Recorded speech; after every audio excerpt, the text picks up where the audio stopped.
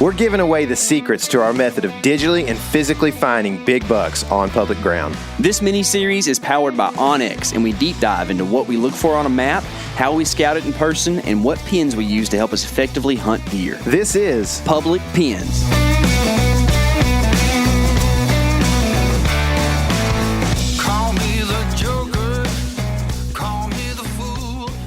Okay, so today we are talking about a couple of different things.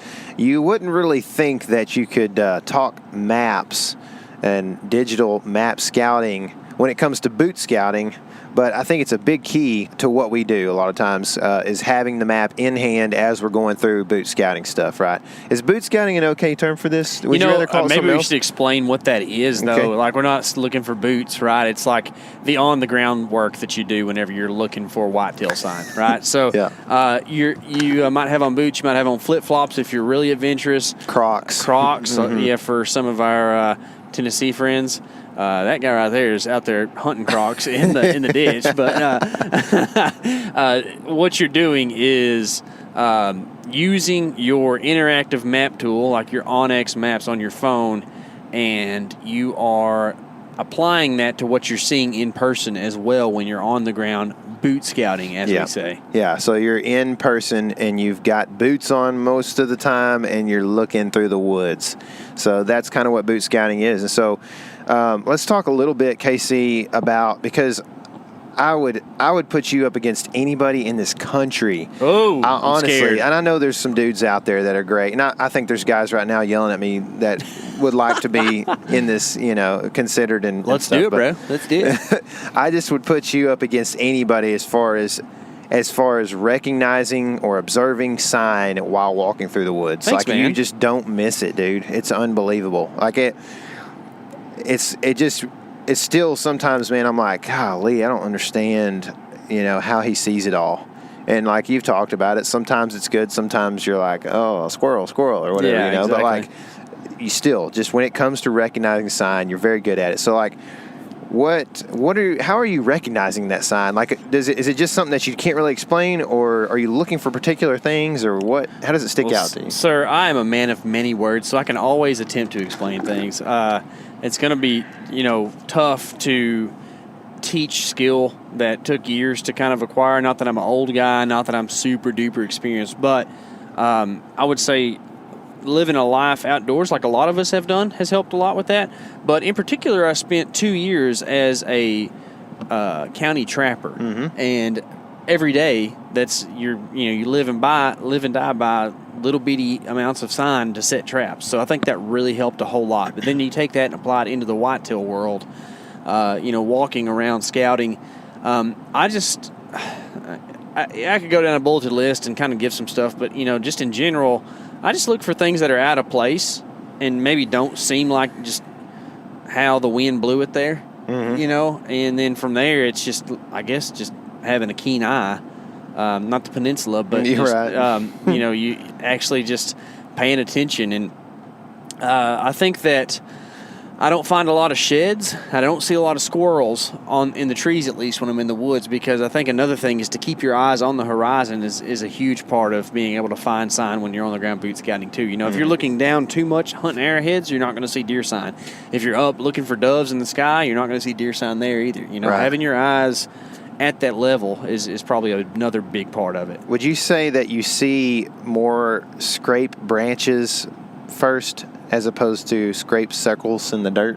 Yeah, absolutely. I think that's the case. I think that, and we've talked about this before and done videos about this, but a scrape tree, sometimes you can identify a scrape tree from 100 yards away because it just looks like a tree that you ought to walk over there to and see what's going on. Yeah. Like there's a place that we hunt in Texas where there's a couple trees on the walk in that you just look at them and you can tell like there's going to be a deer come over and lick on that branch sometime this year, and I think that's definitely something that I'm pretty attentive to. What about you? I mean, you're no slouch yourself at finding deer sign in the woods.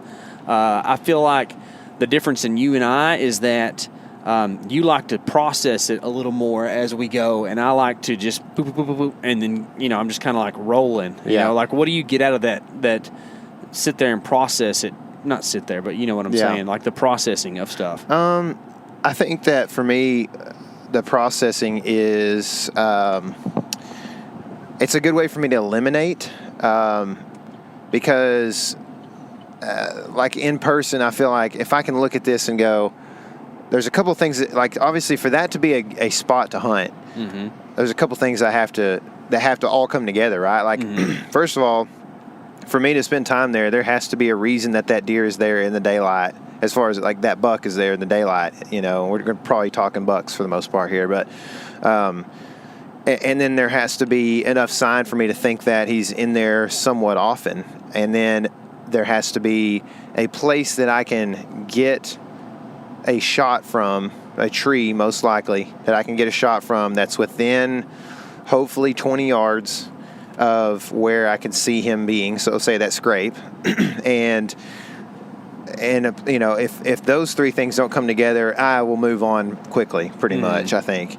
And then, past that, we would start, I can move on and decide if access is a thing or not, but like, I think for right there, that's kind of what I always process is like, hey, you got to figure out like, what's the deer doing? So then how do I think, because if I can figure out what I think he's doing, then I can figure out if he's going to be in there in the daylight, if he's going to be there often, and then where he's going to end up, which is at that scrape probably, and then if I'm going to be able to get a shot to him. So that's kind of what I'm thinking, and I think there's a couple of different ways to walk through the woods, right? Like there's different things that you and I kind of, I tend to follow you around because that's kind of the way we started. I had a camera and I followed you around, and you hunted and I was a camera guy, and so like I tend to follow you around a lot. You go under stuff more than I would like to, and I go over stuff probably more than you would like to.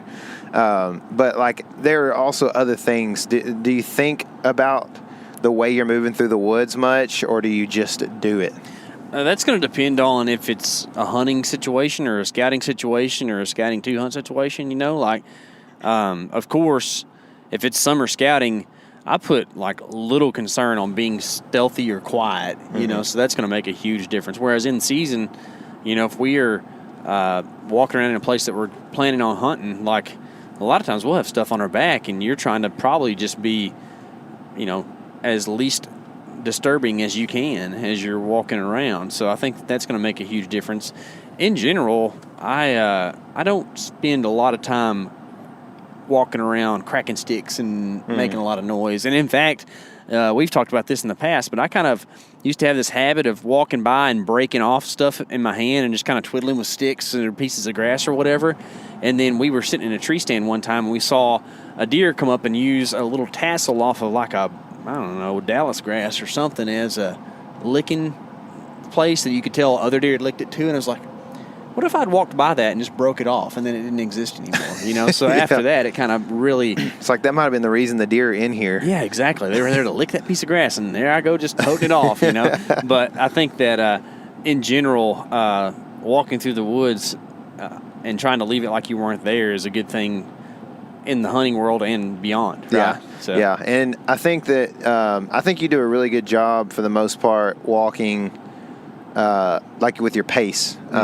I tend to walk, I tend to get, especially not in scouting mode as much, but if I'm like there to scout to hunt, I tend to a lot of times kind of have this like preconceived notion as to where I need to go and where I need to be after looking at the maps, and I'm kind of scouting my way in, but for the most part, like I kind of know where I want to end up. Sometimes I may rush a little bit, and then we know some guys that are kind of buddies of ours as well that we've hunted with that just take off tearing through the woods. And it's like, and not to say that they're a bad hunter, but I'm just saying I think personally that your pace is a good pace. Well, usually thanks. When I'm it's just because my legs are kind of short. So I was No. noticing that in the mirror the other day. It's like, I'm not really that short. I'm 5'10" or a little more on a good day. And but I have short legs. Yeah, I it have seems a long, like a 21. Yeah, something like that. So I think that makes a difference for sure. But So let's kind of start to take this and transform it into and talk about how this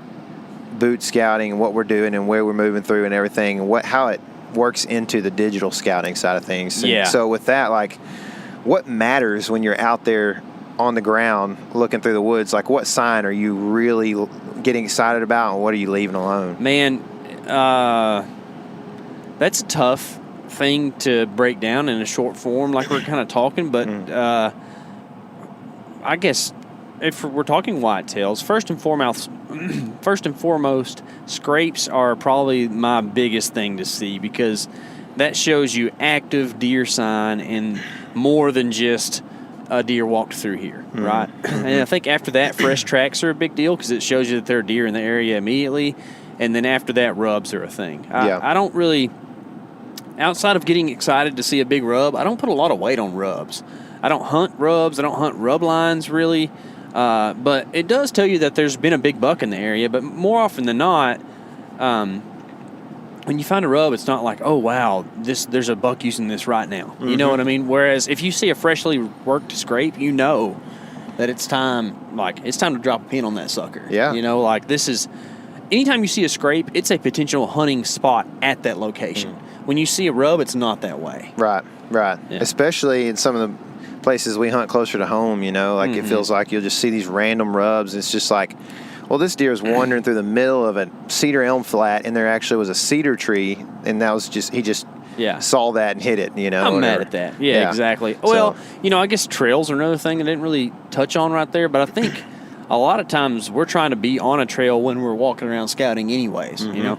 I think that's how you end up crawling on your hands and knees and talking about how bad of a scouting trip it was and how tough it was, is because you're not on a deer trail, so you're having a hard time. Well, I've heard Randy Newberg actually talk about this a long time ago, where he was saying, you know, if you're like when you're packing meat out through like oak brush, if you're not on an elk trail, you're gonna get locked in. You know what I mean? Like bad. He's like, you got to get on the trail to because the trail takes you how you can get out of there. You know, and whatever. Deer go path of least resistance. So and it might not be the straightest way to get somewhere, but it's probably the easiest way because they're lazy. So let's talk about you mentioned dropping pins. Onyx has a pretty cool newer feature that you know, when you essentially rest your thumb or your finger on the screen for like a second, it just drops a quick pin essentially. So like there's a couple of applications I can think of. One being like, say you do like a rub line, but you agree with us here that just a random rub is not probably a place to hunt. Well, maybe when you're walking through a quick spot or a quick scout through a section of timber or whatever, and you find a rub, you can just quick mark it real quick, right? And then 30 yards later, there's another one. And then another 60 yards, there's another one. And all of a sudden, you get out of there with like 7 or 8 dots, and you're like, there's the line right there. There wasn't early. I couldn't see the trail maybe, but there's definitely a line there and probably a trail there, right? So that's something that's a pretty cool feature I think you could use there. But as far as the quick pin thing goes, do you still like to most of the time like denote what's going on there? Or? I do. And one of the things that I appreciate about Onyx nowadays, especially, they've expanded their, I guess, icons more. So you can get real specific about what's in that location. Whereas used to, I'd have to type out like a description of what I just dropped right there, you know, where now you can do that quick pin hold down thing. And then it pops up a red X icon. That's kind of the default. But you can do point of interest. You can do shed antlers. You know, you can trail, tracks, all this stuff. And even put a color with it. You know, one of the things that you kind of turned me on to, because I have struggled with coming up with a good way to color coordinate all my pins. And I still do a little bit. I think we all do. But like white hot is kind of the go-to, and I think you use white for a lot of times for places that you have never been to, right? So that's one of the things that you can do. So I'm really not in this situation. We wouldn't be using white as much, but like I use the bright purple for something that I think is really cool. Yeah, you know, just because it really stands out on the map because there's not really a lot of purple landmarks out there. So is that like most of the time are you using purple when you're when you find something in the woods that you think's really cool, or do you use it on the map scouting side of things? A lot of times, what I end up doing in the woods is I don't mess with the color until later. Because sometimes I might think something's real cool right now, but then I find 38 more things that are way cooler. So, or you find a deer stand right next to it, exactly. 30 yards later. So really I'm marking and denoting what it is. Yeah. And then from there, I maybe, you know, that evening while I'm laying in bed or whatever, thinking about how to hunt that place, I go back and look at all the pins I dropped because you can do that by date. You can go and look at all your pins, and your content from that day or whatever date you want to. And I kind of decide, putting the bigger picture together at that point in time, right? Yeah. Between looking at all the stuff you dropped on the map and thinking about what each one of those means, that's when you start kind of putting, you start to build a mental map of the property as well as, the information that you got physically from putting your boots on the ground. Yeah. I like to put if I'm map scouting something, I do use the white for things that I've never seen, but I think 2 years ago when I was hunting in Nebraska, or I was getting ready to go to Nebraska for the first time, if I saw something that really, really looked good and set up on the map well, I thought, as far as all the aspects that I mentioned earlier go, just access and huntability, obviously getting within bow range, I marked it blue because the blue ribbon, it's like a number one spot. You know what I mean? That's kind of what I did there. And so I have a few blue dots there in Nebraska. I always shy away from blue and just use it on water. Water, yeah. Yeah, because then I get a little bit confused.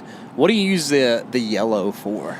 So I used some of the colors that I used up in Illinois during the 2020 season. One of them was yellow, and I used it to mark corn. And so, basically what I did when I got into the area is I drove a lot of different roads in different areas so that I could see what crops were in and what the fields were in as far as the crop type, and then also what crops had been pulled out and harvested and what hadn't been. So what I would do is I would use yellow for cornfields, brown for beans, and green. Actually used, their green is kind of like a teal color or whatever, but green for wheat is what I used. Yeah. And so, and then I would basically denote if the corn was still in or if it, had come out or whatever in the notes. So yellow is the color I use for a place that I don't want to go back to. Really? Yeah. And I can see where the yellow for corn makes really good sense too. And I guess it's going to kind of depend on, where you're hunting and stuff. But say for instance, we're in a state that has a lot of different public land, like South Dakota did last year, whatever, and you might mark some stuff on the map before you go there to go check out. But then you get there and you're like, man, this is not as good as I hoped it would be. Well, if you knew, or that from the map it looks pretty good, then if you just take your pin away and maybe the next year you're going to end up map scouting again. You're going to end up, wow, that looks pretty good. So I use yellow and just make sure I always leave it there. That way I know, or maybe even put in the description, this is why I don't like that place. And maybe year to year that does change. Maybe it's like, well, there was a stand there, but 2 years from now there's not a stand there or whatever. But that's kind of, in general, I always make sure and leave a yellow pin where a place that I don't want to go back to. What symbols do you find yourself most often using? The red X the most usually. I know, I kind of get there sometimes too. Because it's if just you're in a hurry. Yeah, you're in a hurry. A lot of times, one of the things I do is I'll just use the red X and then snap a picture of whatever I look at, and then I can go back and kind of explain it a little bit better later. But I would say, as far as things that actually mean something, scrapes and trails. I use creek crossings a lot. Yeah. Crossing's a good one. That's a good one, man. I didn't think about that one. And then a lot of times I'm picking out, if we're scouting in particular, I'm picking out trees that I think would be a good tree to hang in. So I'll use the roost tree for turkeys, but I know that it's for a tree for me. I'm the rooster. You need to be roosting. Yeah, exactly. Yeah. I use that one some. That's cool. And then I've been using the point of interest a lot lately, which is kind of, I think it's a newer pin or whatever, but it's just like I usually pair that with the white pin for a place that I haven't been to yet. So yeah, does that POI dot mean I'm very interested in this, or it's just this is another place that I could check out? Yeah, that means it's very interested. It's kind of like It's like an extra. Yeah, if you're going to use white hot as the places you've never been to before, it's a way to kind of emphasize the white hot. Yeah, you know, it's like white means I'm interested in going there. Yeah. But I've never seen it, and then the POI means this could be really good. This is like you need to be here this fall. Yeah. Yeah, I like that, man. Well, that's cool. So that's kind of the way we look at stuff when we get ready to, when we're actually boot scouting. Obviously, most of the time when we go in, we have already looked at the maps. So we've got an idea what's going on, but things almost always change a little bit, at least when you go in and get on the ground. And so being adaptable, being able to drop pins pretty quickly, and then also being able to go back and make the notes you need to make and adjust the colors and make sure that once you leave that place, you got a pretty good plan going in next time, and you leave yourself not wondering 2 months later when it's deer season what you were actually thinking. Yeah. So that's a couple of good ways to use the onX maps. Once again, we appreciate them helping us out, and hopefully you guys found this valuable. If you're into this kind of stuff and feel like you need more, you can check out our Map Scout Challenge series on YouTube. These are the most comprehensive scouting videos on the internet. Make sure and subscribe while you're there, and also remember, this is your element. Live in it.